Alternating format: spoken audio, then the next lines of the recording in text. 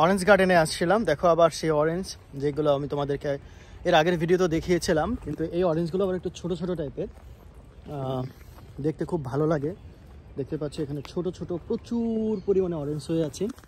আসলে অরেঞ্জের সৌন্দর্যটা সত্যি খুব অসাধারণ।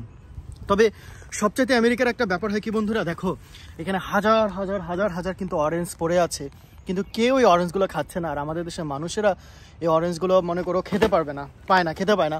সত্যি কথাই তো খেতে পায় না, কারণ প্রচণ্ড দাম থাকে, আবার সব সময় এগুলো অ্যাভেলেবেলও থাকে না।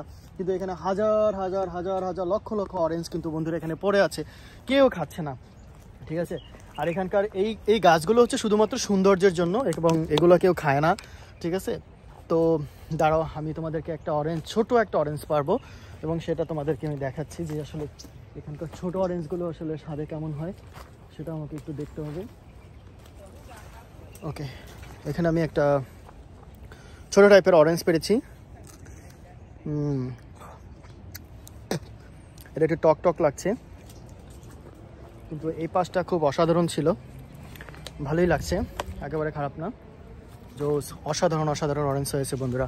তো আসলে এই অরেঞ্জের বাগানের ভিডিওটা তোমাদের কেমন লাগছে আমাকে কমেন্টসে জানাও।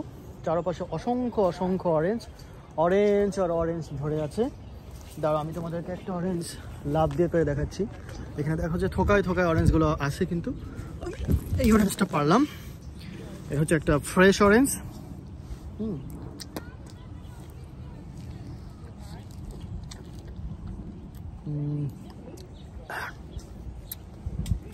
টক টক মিষ্টির একটা ব্যাপার আছে যে সত্যি অসাধারণ।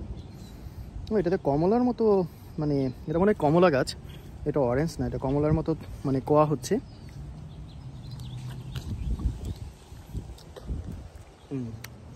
অসাধারণ, খেতে অসাধারণ। Thank you.